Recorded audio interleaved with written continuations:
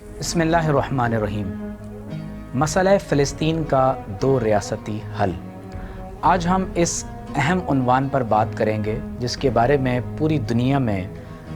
چاہے وہ مسلمز ہوں یا نان مسلمز ہوں بہت زیادہ کنفیوژن پائی جاتی ہے۔ اس پرابلم کو سمجھنے کے لیے آپ کو سب سے پہلے اس کے ہسٹوریکل بیک گراؤنڈ میں جانا پڑے گا کہ آخر یہ مسئلہ شروع کہاں سے ہوا۔ یہ بات پیش نظر رہے کہ فلسطین میں مسلمان سینکڑوں برسوں سے آباد ہیں، اور جب حضرت سیدنا امیر المومنین عمر فاروق رضی اللہ تعالیٰ عنہ کے عہد خلافت میں غزہ اور بیت المقدس کا یہ حصہ ایک معاہدے کے نتیجے میں آزاد ہوا تو مسلمان اس خطے میں اس عرصے سے آباد ہیں۔ تقریباً 1400 برس گزر چکے ہیں کہ مسلمان اس خطے میں باقاعدہ نہ صرف آباد ہیں بلکہ اس خطے کے حکمران بھی رہے ہیں۔ یاد رہے کہ 1917 سے قبل مسجد اقصیٰ اور فلسطین پر آٹومن امپائر کی حکومت تھی، اور 1917 میں جب فرسٹ ورلڈ وار میں سلطنت عثمانیہ کو شکست ہوئی، اس شکست کے نتیجے میں 1917 میں جنرل ایلن بی بیت المقدس میں فاتح بن کر داخل ہوا اور یہ خطہ مسلمانوں کے ہاتھ سے نکل گیا۔ 1917 میں جب فلسطین جنگ عظیم اول کے نتیجے میں آٹومن امپائر کے ہاتھ سے نکل گیا تو لیگ آف نیشنز نے 1922 میں یو کے ایڈمنسٹریشن کے ماتحت فلسطین کے حصے کو کر دیا۔ 1917 میں دو ریاستی حل کی بنیاد دراصل بیلفور ڈیکلریشن پر ہے جو برٹش مینڈیٹ نے 1917 کی صورت میں پیش کیا، اور بیلفور ڈیکلریشن میں یہ بات واضح طور پر لکھی گئی: "The establishment in Palestine of a national home for the Jewish people"۔ یعنی 1917 میں یہ بات واضح طور پر بیلفور ڈیکلریشن میں لکھی گئی کہ فلسطین جو مسلمانوں کی ریاست اور مسلمانوں کا حصہ ہے، اس کے قلب میں یہودی قوم کے لیے ایک علیحدہ ملک بنایا جائے گا۔ گویا کہ 1917 میں ہی بیلفور ڈیکلیریشن کے ذریعے 2 اسٹیٹ سولوشن کی بنیاد کو رکھ دیا گیا۔ During the mandate from 1922 to 1947 یہودی امیگرنٹس نے ایک لارج اسکیل پر خاص طور پر ایسٹرن یورپ سے باقاعدہ اپنے خطوں کو چھوڑ کر بیت المقدس اور فلسطین میں آ کر آباد ہونا شروع کیا۔ 1947 میں جب مسئلہ فلسطین بہت زیادہ زور پکڑ گیا تو یو کے نے باقاعدہ یہ پرابلم یونائٹڈ نیشنز کو سپرد کر دیا۔ 1948 میں اسرائیل کی ناجائز ریاست کے قیام کے عمل میں آنے سے قبل 1947 میں یونائٹڈ نیشنز نے باقاعدہ طور پر ایک ریزولوشن کو پیش کیا، اور اس ریزولوشن کے ذریعے سے انہوں نے یو کے مینڈیٹ کو ٹرمینیٹ کیا اور پیلسٹائن کو 2 انڈیپینڈنٹ اسٹیٹ میں پارٹیشن یعنی علیحدہ کیا، 1 Palestinian Arab and other Jewish, جبکہ انہوں نے یروشلم کو انٹرنیشنلائزڈ یعنی انٹرنیشنل سٹی بنانے کی ریزولوشن کو پاس کیا۔ 1948 کو اسرائیل کی ناجائز ریاست کا قیام تو عمل میں آ گیا، لیکن فلسطینیوں کی ایک ریاست عمل میں نہیں آ سکی، اور نہ ہی قابض ریاست نے فلسطینیوں کی ریاست کو قبول کیا۔ اسرائیل نے اپنے عربز نیبرنگ کنٹریز کے ساتھ جنگ کی، جس کے نتیجے میں نکبہ وجود میں آیا، اور نکبہ قیامت کو کہا جاتا ہے، یعنی اس عہد میں مسلمانوں کا کشت و خون کیا گیا، ان کو اپنے گھروں سے بے گھر کیا گیا۔ یعنی آپ اندازہ کیجئے کہ لاکھوں کی تعداد میں فلسطینی مسلمانوں کو بے گھر کر دیا گیا۔ اس دن کو نکبہ کہا جاتا ہے،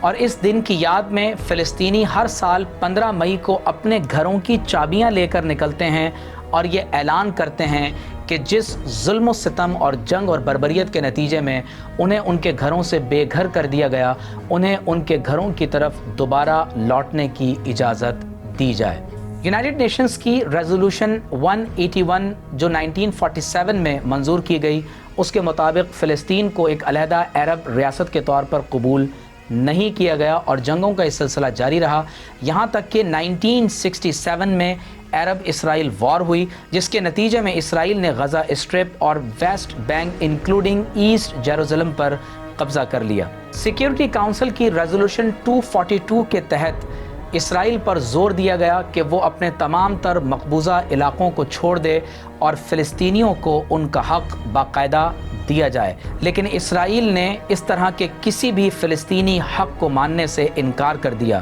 1973 کے پرتشدد واقعات کے بعد سیکیورٹی کونسل کی ریزولوشن 338 میں یہ متعین کیا گیا کہ کسی بھی صورت میں اس خطے میں امن کو قائم کیا جائے۔ 1974 کی جنرل اسمبلی میں فلسطینیوں کے اس حق کو دوبارہ تسلیم کیا گیا کہ they have the right to self determination, national independence, sovereignty, اور ان کا یہ حق کہ جس انداز سے وہ مصر کے بارڈر پر، جارڈن کے بارڈر پر، غزہ اور ویسٹ بینک میں جس طرح ریفیوجی کیمپس کے اندر بکھرے ہوئے ہیں، انہیں دوبارہ اپنے گھروں کی طرف لوٹنے کی اجازت دی جائے۔ اسرائیل نے ان تمام تر عالمی قرارداد کے باوجود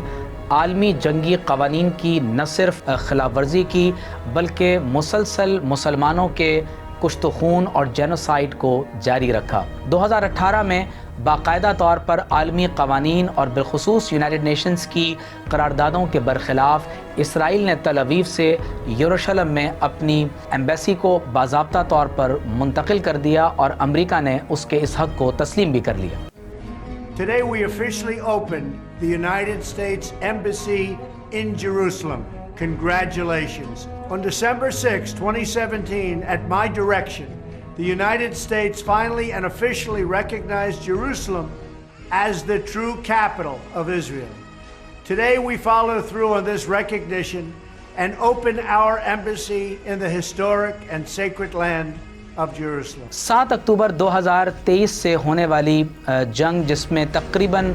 20,000 سے زائد فلسطینی مسلمان شہید ہو چکے ہیں، جس میں تقریباً 11,000 صرف وہ معصوم نہتے بچے ہیں جن میں ایک دن کے نوزائیدہ بچوں سے لے کر انڈر 18 ایئرز کے وہ چھوٹے معصوم بچے ہیں کہ جنہیں نہایت ہی سفاکی کے ساتھ قتل کر دیا گیا۔ اگر آپ نیتن یاہو یا اسرائیل کے آفیشلز کو سنیں تو وہ مکمل طور پر اس بات کا بار بار اعلان کرتے رہے ہیں کہ انہیں یونائٹڈ نیشنز کے 2 اسٹیٹ سولوشن کو کسی بھی طور پر تسلیم نہیں کرنا۔ وہ یہ کہتے ہیں کہ یہ پورا خطہ انہی کا ہے اور وہ کلیتاً مسلمانوں کو اس خطے سے ایلیمینیٹ کرنا چاہتے ہیں، ان کا جینوسائیڈ کر کے، کشت و خون کر کے، نسل کشی کرنے کے ساتھ ساتھ مسلمانوں کی نسلوں کو صفحہ ہستی سے اس خطے سے مٹا دینا چاہتے ہیں۔ The answer is absolutely no, and I'll tell you why. אנחנו גומרים את עזה!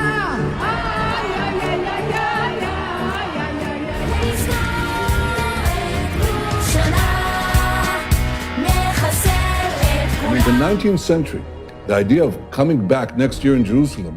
became a reality. By the way, in part because of Christian Zionist support. It's not your land. We say to them, you can live here, we can live here, but it's our land, it's our state. The Jews belong to this land belongs to the Jews. The Palestinians are free to live here next to us, among us, but they're not free to demand the dissolution of the Jewish state.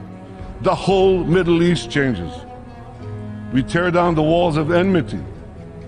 We bring the possibility of prosperity and peace to this entire region. We'll build a new corridor of peace and prosperity that connects Asia through the UAE, Saudi Arabia, Jordan, Israel to Europe. Does the current Israeli government support a two-state solution with Jerusalem as the shared capital of both countries? Yes or no? It's really simple. I'm not. You can't decide for me whether to give you an answer of yes or no. Okay, you should. Well, it is quite a simple question. You should ask first President Abbas why he refuses to come to the negotiating table, why he refuses to recognize the right of the Jewish people to a statehood. עזה לא תחזור להיות משהו, חמאס לא יהיה. חסל את הכל. ייקח זמן, ייקח יום, לא ייקח שבוע. ייקח שבועות ולא יכול חודשים. אנחנו נגיע מכל... اس پورے historical back ground سے یہ معلوم ہوا کہ 2 state solution کا سلسلہ 1917 میں بیلفور declaration سے شروع ہوا، بعد میں یو کے اس پروپوزلز کے نتیجے میں یونائٹڈ نیشنز کی قرارداد کے ساتھ 1947 میں باضابطہ طور پر یہ اعلان کیا گیا کہ فلسطین کو 2 حصوں میں تقسیم کر دیا جائے، جس کے نتیجے میں اسرائیل کی ریاست کو تو بنا دیا گیا، لیکن فلسطین کی ریاست ایک علیحدہ انڈیپینڈنٹ سوورن اسٹیٹ کے طور پر کہ جہاں ان کی اپنے ریاستی ادارے ہوں اور وہ آزادانہ طور پر یہاں پر موو کر سکیں، اس بات کو تاحال ممکن نہیں بنایا جا سکا۔ یہ بات قابل توجہ ہے کہ یونائٹڈ نیشنز کی قراردادوں کے برخلاف یہودیوں نے باقاعدہ طور پر لاکھوں کی تعداد میں فلسطین میں، خاص طور پر ویسٹ بینک میں اپنی بہت بڑی تعداد میں آبادیوں کو آباد کیا ہے۔ یہاں جوئش سیکولرز آباد ہو رہے ہیں، مسلمانوں کے گھروں کو مسمار کیا جا رہا ہے، ان پر بمباری کی جا رہی ہے اور زبردستی مسلمانوں کو ان کا دین چھوڑنے پر مجبور کیا جا رہا ہے۔ اگر یہ تمام تر تاریخی واقعات جانے کے بعد کہ نقبہ ہو، فرسٹ انتفاضہ ہو یا سیکنڈ انتفاضہ ہو، اس تمام تر جینوسائیڈ کے بعد اور مسجد اقصیٰ میں تسلسل کے ساتھ مسلمانوں کا قتل عام کرنے کے ساتھ، اور اس وقت بیت المقدس میں 2 ماہ سے زائد عرصہ ہو گیا کہ وہاں جمعۃ المبارک کی نماز کو ادا نہیں کیا جا رہا، اور اسرائیلی فوج جس انداز سے زائنزم کی آئیڈیالوجی کے ساتھ مسجد اقصیٰ کو مسمار کرتے ہوئے یہاں پر temple of Solomon 3rd temple کو تعمیر کرنا چاہتی ہے، اگر کوئی اس خام خیالی میں ہے کہ اسرائیل 2 اسٹیٹ سولوشن کو قبول کرے گا یا کسی بھی طور پر مسلمانوں کو یہاں انڈیپینڈنٹ سوورن اسٹیٹ کے طور پر 1 انچ بھی کوئی جگہ دے گا یا مسلمانوں کے یہاں حقوق کا تحفظ کیا جائے گا، تو این خیال است و محال است و جنو، یہ محض خیال اور خام خیال ہو سکتا ہے، اس کا حقیقت سے کوئی تعلق واسطہ نہیں ہے۔ یاد رکھیں کہ فلسطین محض ایک شہر نہیں ہے، مسلمانوں کے دل اس خطے کے ساتھ دھڑکتے ہیں۔ یہاں ہمارے نبی صلی اللہ علیہ وآلہ وسلم نے تمام انبیاء علیہم السلام کی امامت فرمائی ہے، یہاں ہمارے نبی صلی اللہ علیہ وسلم کی جائے معراج ہے، یہاں قبۃ الصخرہ ہے جہاں سے ہمارے نبی صلی اللہ علیہ وسلم 7 آسمانوں پر تشریف لے گئے، یہاں حضرت ابراہیم علیہ السلام کا مزار اقدس موجود ہے، اور یہی وہ مسجد اقصیٰ ہے جو اللہ تبارک و تعالیٰ نے خانہ کعبہ کے بعد 40 برس کے بعد آدم علیہ السلام کے عہد میں مسلمانوں کے لیے، پوری دنیا کے انسانوں کے لیے اللہ تبارک و تعالیٰ نے تعمیر فرمائی۔ مسلمان اس خطے کی طرف رخ کر کے نمازوں کو ادا کرتے رہے ہیں، اور جب ہمارے نبی صلی اللہ علیہ وآلہ وسلم کی بعثت ہوئی تو یاد رکھ لیں کہ یہ عبادت گاہیں، چاہے وہ بیت المقدس ہو، سلیمان علیہ السلام کی مسجد ہو یا خانہ کعبہ ہو، یہ تمام تر عبادت گاہیں اللہ تبارک و تعالیٰ کی عبادت کے مراکز ہیں۔ یہ ریسزم کی بنیاد پر وجود میں آنے والی عبادت گاہیں نہیں ہیں، اور حضرت ابراہیم علیہ السلام نے اللہ کے دین کے مطابق مسجد اقصیٰ ہو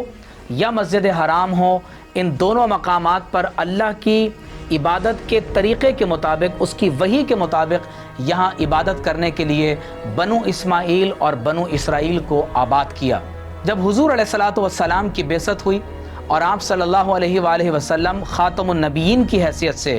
مسجد حرام سے مسجد اقصیٰ تشریف لے آئے اور یثرب میں براہ راست جوس کو ایڈریس کیا، اور آپ صلی اللہ علیہ وسلم نے تمام انبیاء علیہم السلام کی امامت مسجد اقصیٰ میں فرما دی، تو اس میں اس بات کا اعلان ہے کہ اب مسجد اقصیٰ ہو یا مسجد حرام ہو، اللہ کے آخری نبی جنہوں نے حضرت آدم علیہ السلام سے لے کر حضرت موسیٰ اور سلیمان علیہ السلام کے دین کو مکمل کر دیا، اور اب اس دین میں نہ کوئی اضافہ ہو سکتا ہے اور نہ ہی کوئی کمی واقع ہو سکتی ہے۔ اب مسجد اقصیٰ میں بھی اللہ کی عبادت اللہ کے آخری نبی محمد الرسول اللہ صلی اللہ علیہ وآلہ وسلم کی تعلیمات کے مطابق ہوگی۔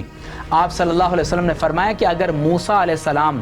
میرے دور میں ہوتے تو ان کے پاس میری اتباع کے سوا کوئی رستہ نہیں ہوتا۔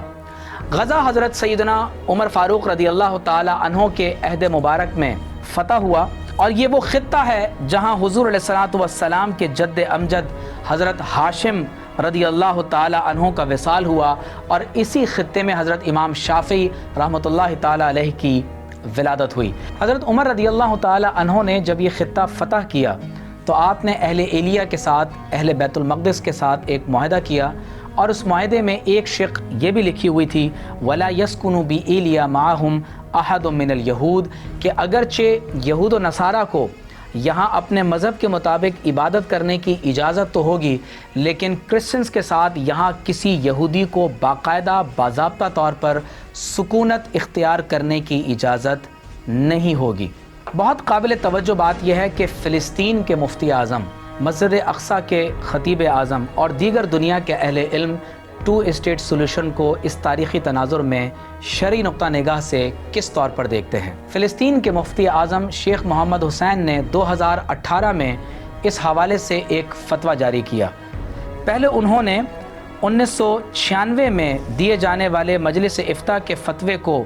दोबारा दोहराया और ये बताया कि मस्जिद अक्सा की अहमियत क्या है, और उसके बाद इस बात का ऐलान किया कि उस साबिक़ा फ़तवे में भी ये लिखा गया कि वह फ़िलिस्तीन अल्लती तहतदिनु अल-क़ुद्स अर्दुन ख़िराजियतुन वक़फ़ियतुन, कि मस्जिद अक्सा अल-क़ुद्स ये एक ऐसी जगह है कि जिसे मुसलमानों के लिए वक्फ़ करार दिया है। इसके बाद मुफ्ती आज़म फ़िलिस्तीन शेख मोहम्मद हुसैन अपने फ़तवे में 2018 में लिखते हैं कि इन्नल क़ुद्सा वल मस्जिद अल अक्सा अल मुबारक वक़फ़ानी इस्लामियान, कि यरूशलेम और अल-क़ुद्स का मुबारक तरीन शहर और ख़ास तौर पर टेंपल माउंट पर मौजूद मस्जिद अक्सा, ये दोनों वक्फ़ इस्लामी हैं। यानी वो ख़ित्ता है जिसे मुसलमानों ने क़यामत तक के लिए अहले इस्लाम के लिए वक्फ़ कर दिया है। फरमाते हैं ला युबाआन वला युवहबान वला युवर्रसान वला यमलिकु अहदुन अन यतनाज़ला अन्हुमा व तनाज़ुलु अनिल क़ुद्सी औ जुज़्उम मिन्हा औ अन जुज़्इम मिनल मस्जिदिल अक्सा अल मुबारक लिल गासिबीन कत्तनाज़ुलि अन मक्कता वल मस्जिदिल हराम अवल मदीनतिल मुनव्वरा वल मस्जिदिन नबवी अश-शरीफ। कहते हैं कि ये दोनों मकामात अल-क़ुद्स जो होली सिटी है और इसके अलावा मस्जिद अक्सा, ये दोनों वक्फ़ इस्लामी हैं। न इनकी ख़रीद व फ़रोख्त हो सकती है, न इन्हें किसी को गिफ्ट किया जा सकता है, और न ही ये विरासत में तकसीम होंगे कि कोई इसका इस तौर पर मालिक हो जाए कि इन दोनों इलाक़ों से दस्तबरदार हो जाए। और फिर वो कहते हैं कि मस्जिद अक्सा या अल-क़ुद्स अश-शरीफ के किसी एक हिस्से से भी दस्तबरदार होना गासिबीन के लिए, ज़ालिमों के लिए, इसराइली ऑक्यूपेशन फोर्सेस के लिए ये ऐसे ही है जैसे कोई मक्का मुकर्रमा, मस्जिद हराम, मदीना मुनव्वरा और मस्जिद नबवी शरीफ से दस्तबरदार।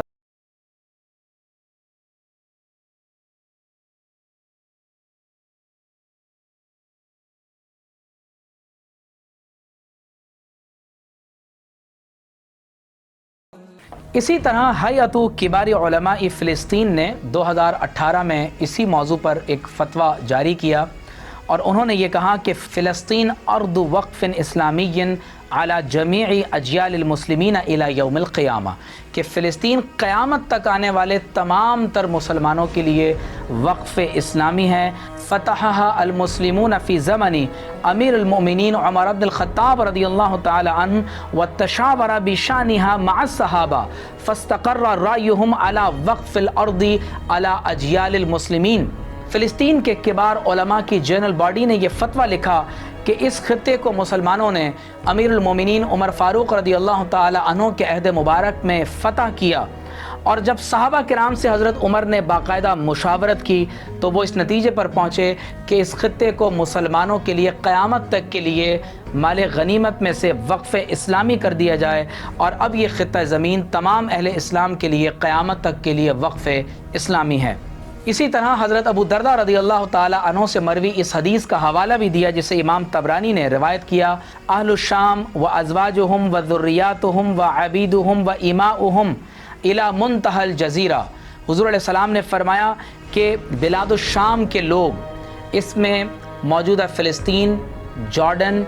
और बिलादुश्शाम का वो हिस्सा शामिल है जो आज के नक्शे में आप देखते हैं, और मौजूदा बैतुल मक़दिस भी उसमें शामिल है। फरमाया कि उनकी बीवियां, उनके बच्चे, उनके ग़ुलाम, उनकी बांदियां जज़ीरा की इंतहा तक, फरमाया मुराबितून फ़ी सबीलिल्लाह, ये अल्लाह तबारक व तआला के रस्ते में मुराबित यानी अपने घोड़ों को جنگ کے لیے تیار رکھنے والے ہیں. فمن احتل منها مدینۃ من المدائن، تو ان کے خطوں میں سے کسی بھی شہر پر اگر کوئی ناجائز قبضہ کر لے اور ان علاقوں کو دشمن فتح کر لے، فہو فی رباط، اور جو کوئی مسلمانوں کی چوکیوں میں سے کسی ایک چوکی پر بھی قبضہ کر لیتا ہے تو فرمایا کہ وہ اللہ تبارک و تعالیٰ کے راستے میں جہاد میں ہوں گے. فرمایا فطوبی لکم یا اہل الشام، اے اہل شام تمہارے لیے بشارت ہو. اسی طرح سعودی عرب کے مفتی اعظم شیخ بن باز کے مجموعہ فتاوی اور مقالات میں بھی یہ بات درج ہے کہ انہوں نے اس قضیے کو قضیہ عربیہ کے بجائے قضیہ اسلامیہ کے طور پر دیکھنے کی تنبیہ کی، اور ساتھ میں یہ کہا کہ یہ ضروری ہے کہ مسلمان یہودیوں کے ساتھ برسر پیکار ہو جائیں اور اپنا سب کچھ اس سرزمین کو یہودیوں کے قبضے سے چھڑانے میں اور اہل اسلام کی طرف لوٹانے میں قربان کر دیں. اسی طرح 2019 میں مسجد اقصی کے خطیب اعظم شیخ اکرمہ صبری نے اپنے فتویٰ میں یہ بات کہی، ان ھذا الحائط هو جزء من سور الغربی الخارجی للمسجد الاقصی المبارک وان اسوار المسجد جميعها وقف اسلامی. انہوں نے کہا کہ حائط براق، جسے یہودی ویسٹرن وال کہتے ہیں یا دیوار گریہ کہتے ہیں، جبکہ وہ دیوار جہاں آپ صلی اللہ علیہ وسلم نے اپنے براق کو باندھا، یہ دیوار مسجد اقصی کا حصہ ہے اور یہ دیوار مسلمانوں کے لیے وقف اسلامی ہے. اور اس کنفیوژن کو دور کر لیجئے کہ ڈوم آف دا راک ہو جو سنہری گنبد ہے یا سلور گنبد ہے، یہ تمام کا تمام حصہ جو ٹیمپل ماؤنٹ پر موجود ہے، چاہے وہ مسجد عمر ہو یا وہ تمام قبات اور مدارس ہوں جو اس پہاڑ پر واقع ہیں، یہ تمام کا تمام مسجد اقصی کا حصہ ہے. یہ وقف اسلامی ہے، اسے کسی بھی صورت میں تقسیم نہیں کیا جا سکتا. اور یہی بات مفتی مصر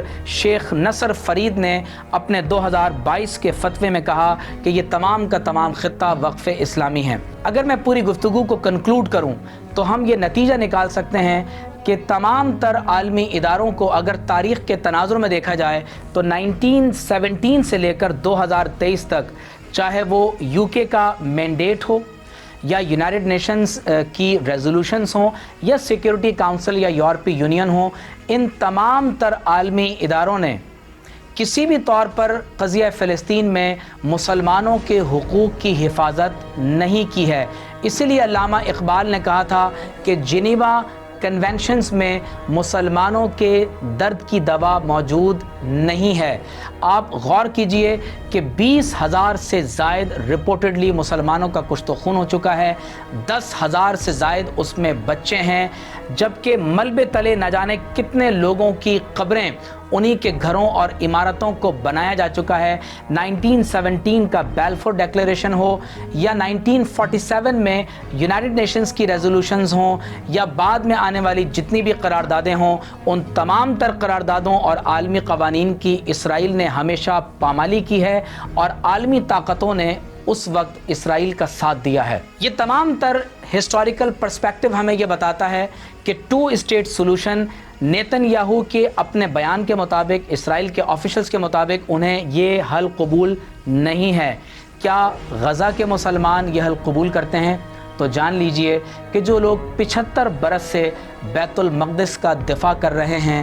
وہ اپنی سرزمین کا اور بیت المقدس کا 1 انچ پر بھی سودا کرنے کے لیے تیار نہیں ہیں. مفتی اعظم فلسطین ہوں یا اہل اسلام کے بڑے اکابر علماء ہوں، ان تمام نے یہی فتویٰ اور شرعی حکم بتایا ہے کہ مسجد اقصی اور القدس الشریف یہ وقف اسلامی ہے. نہ اس سرزمین کو بیچا جا سکتا ہے، نہ فروخت کیا جا سکتا ہے، نہ غاصبوں کے حوالے کیا جا سکتا ہے، اور نہ ہی اس شہر کو انٹرنیشنلائزڈ کرتے ہوئے غیر مسلموں کے حوالے کیا جا سکتا ہے. یہ خطہ ہمارے نبی صلی اللہ علیہ وسلم کی جائے معراج ہے. یہ خطہ سینکڑوں برسوں سے، 14 صدیوں سے مسلمانوں کے رہنے کا مقام اور جگہ ہے. یہ مسلمانوں کا تیسرا حرم ہے. کسی بھی صورت میں اس خطے کو یہودی غاصبوں کے یا انٹرنیشنل فورسز کے حوالے نہیں کیا جا سکتا. اقبال کے ان اشعار پر میں بات ختم کر رہا ہوں. معمار حرم باز با تعمیر جہاں خیز، از خواب گراں خواب گراں خواب گراں خیز، از خواب گراں خیز. اے وہ نوجوان جس نے کسی وقت حرم کی تعمیر کا کام کیا تھا، گہری نیند سے اٹھو، گہری نیند سے اٹھو، گہری نیند سے اٹھو۔